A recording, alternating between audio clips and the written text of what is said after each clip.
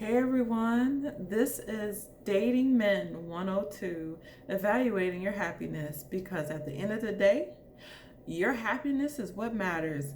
And being in a relationship or dating a man does not define your happiness. Let's get that clear because being with a man is not a need, it's a want, it's not a need because we are so far from biblically how it was with Adam and Eve.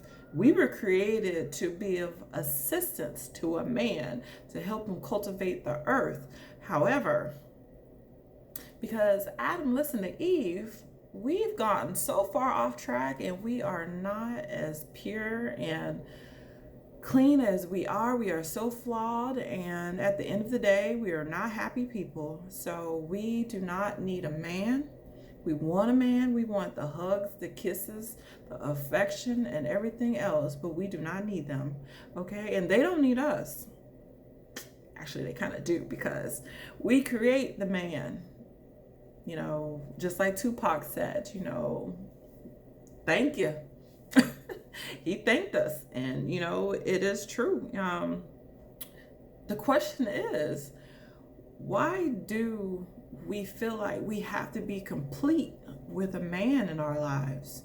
Relationships are supposed to add value, but in most times we find that we are not getting that value. We're not getting our needs met.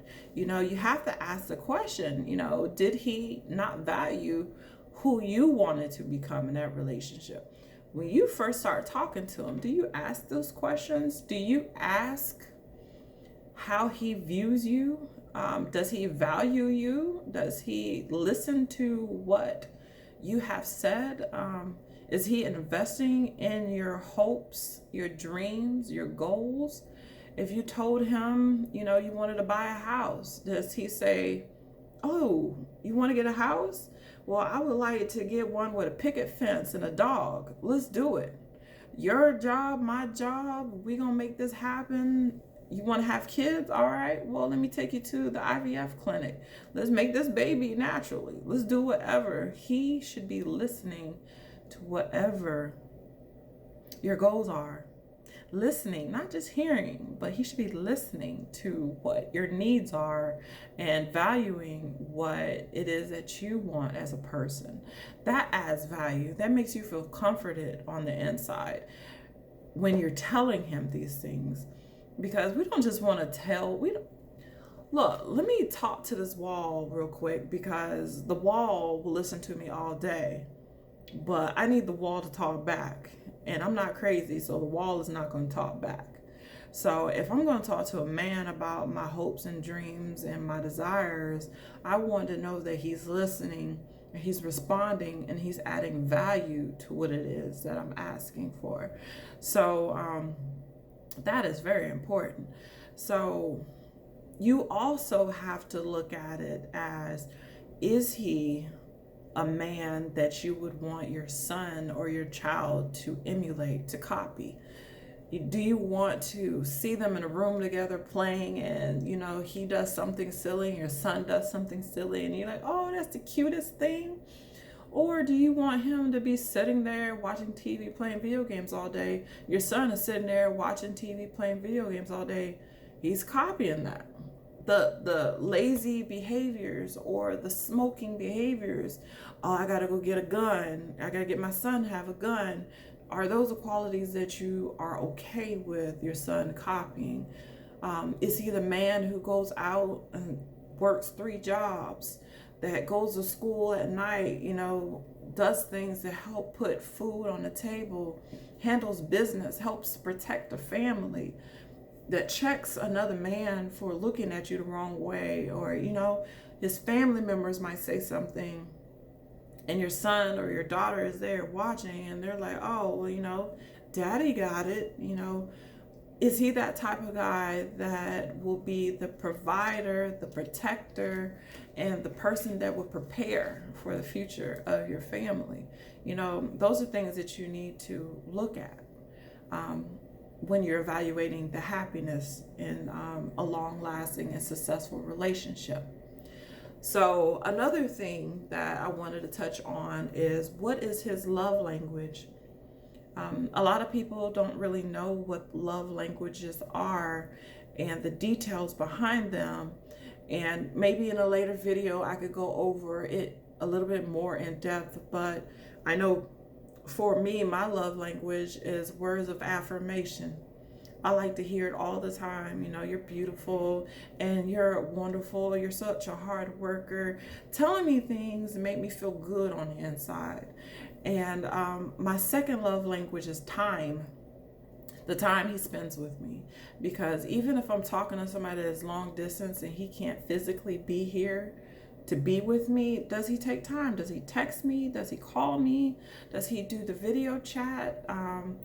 Men nowadays, they don't send things in the mail, but like, is he really taking the time to let me know that he hasn't forgotten about me, or that he doesn't have, another woman somewhere?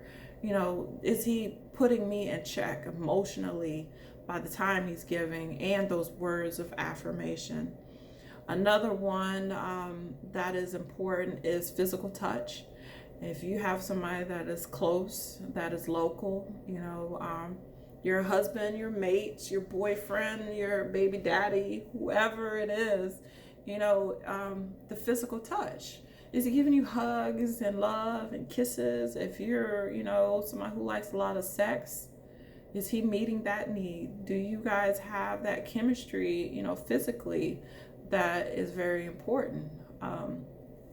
I feel like those are my top three, because if you're giving me time, affection, and you're telling me how important I am to you and you're listening to me, those are very important love languages. But what's also good at evaluating your happiness is your love language is not always going to be his love language. You got to understand, if you like to hear words, he might not be the one who likes to talk or to tell you that you're beautiful. Maybe he's like, oh, you know that you're pretty.